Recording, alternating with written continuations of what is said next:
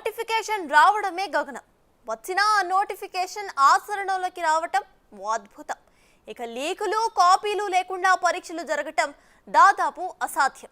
దీనికి తోడు కోర్టుల్లో కేసులు, నియామకాలపై స్టేలు అదనం. ఇలా బీఆర్ఎస్ హయాంలో ఓ నిరుద్యోగి ఉద్యోగిగా మారడం అనేది దాదాపు అనితర సాధ్యం.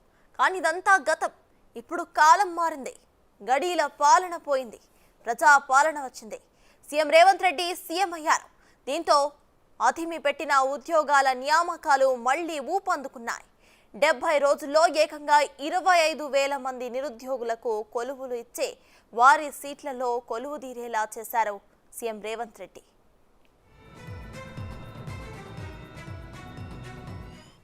ప్రభుత్వం పనిచేస్తుంది. ఏ తప్పు జరగకుండా, ఎవరికి నష్టం లేకుండా రాబోయే రోజుల్లో 2 లక్షల ప్రభుత్వ ఉద్యోగ ఖాళీలను భర్తీ చేసే బాధ్యత తెలంగాణ పబ్లిక్ సర్వీస్ కమిషన్లో జరిగిన అక్రమాలను నిలువరించి ఆనాడు పోటీ పరీక్షల ప్రశ్న పత్రాలు జిరాక్స్ సెంటర్లలో పల్లి బఠానీలలాగా అమ్ముకుంటున్న కమిటీని అందరినీ రద్దు చేసి ఇంటికి పంపించి కొత్త కమిటీని, కొత్త చైర్మన్, కొత్త సభ్యులను నియమించినాం. అందుకే ఇవాళ గ్రూప్ 1 పరీక్షల్ని 10 ఏళ్లు నిర్వహించలేదు. ఈరోజు 567 గ్రూప్ 1 పరీక్షల్ని నిర్వహించడానికి మా ప్రభుత్వం మంజూరు చేసింది. మా ప్రభుత్వం పనిచేస్తుంది. నిజానికి ప్రత్యేక రాష్ట్రం ఏర్పడినప్పటి నుంచి అత్యంత నిరాశలో ఎవరైనా ఉన్నారంటే అది రాష్ట్ర నిరుద్యోగ యువతే అని చెప్పాలి. నోటిఫికేషన్స్ ఇవ్వటం మొదలుపెట్టిన నాటి నుంచి దాదాపు 22 నోటిఫికేషన్లు కోర్టు మెట్లెక్కాయి. పేపర్ లీకులు, నోటిఫికేషన్ల రద్దు, మళ్లీ పరీక్షలు నిర్వహించడం, మళ్లీ అవే తప్పులు చేయటం, మళ్లీ పరీక్ష రద్దవటం బీఆర్ఎస్ హయాంలో ఓ అలవాటుగా మారింది. దీంతో ఆఫీసుల్లో ఉద్యోగాలు చేయాల్సిన యువత రోడ్డెక్కారు, ఆందోళనలకు దిగారు. కానీ చలనం లేని రాయి తీరుగానే మారింది ఆనాటి ప్రభుత్వ తీరు. దాంతో నిరుద్యోగులు కష్టాల సుడిగండంలో చిక్కిన తమకు ఓ దిక్సూచిలా కనిపించిన రేవంత్ రెడ్డికి అధికారం కట్టబెట్టారు.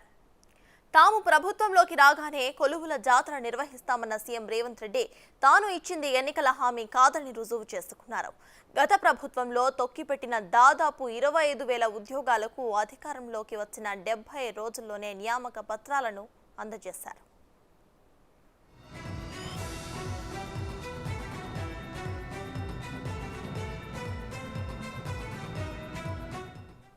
అంతేకాదు టీఎస్పీఎస్సీని ప్రక్షాళన చేసి ఇప్పటికే కొత్త సిబ్బందిని నియమించిన రేవంత్ సర్కార్ ఈ ఏడాదంతా కూడా కొలువుల జాతర కొనసాగుతోందంటూ అసెంబ్లీ సాక్షిగా ప్రకటించారు. గ్రూప్ 1లో 503 పోస్టులకు అదనంగా 61 పోస్టులు మంజూరు చేయటమే కాదు, త్వరలో మరో 2,000 మందికి సోషల్ వెల్ఫేర్ శాఖలో ఉద్యోగాలిస్తామంటోంది.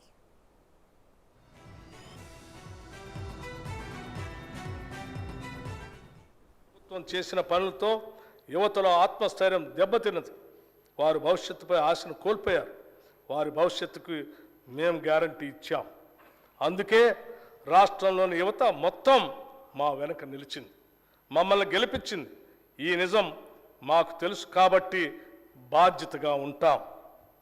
చెప్పిన మాట ప్రకారం ఉద్యోగ నియామకాల విషయంలో జాబ్ క్యాలెండర్ తయారు చేసే ప్రక్రియని ప్రారంభించాం. Mega DSC నిర్వహించబోతున్నాం.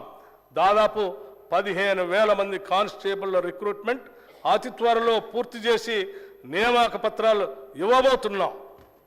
ఇప్పటికే నోటిఫికేషన్లో చేర్చినవి కాకుండా అదనంగా 64 గ్రూప్ 1 ఉద్యోగాల భర్తీకి ఉత్తర్వులు జారీ చేయటం జరిగింది.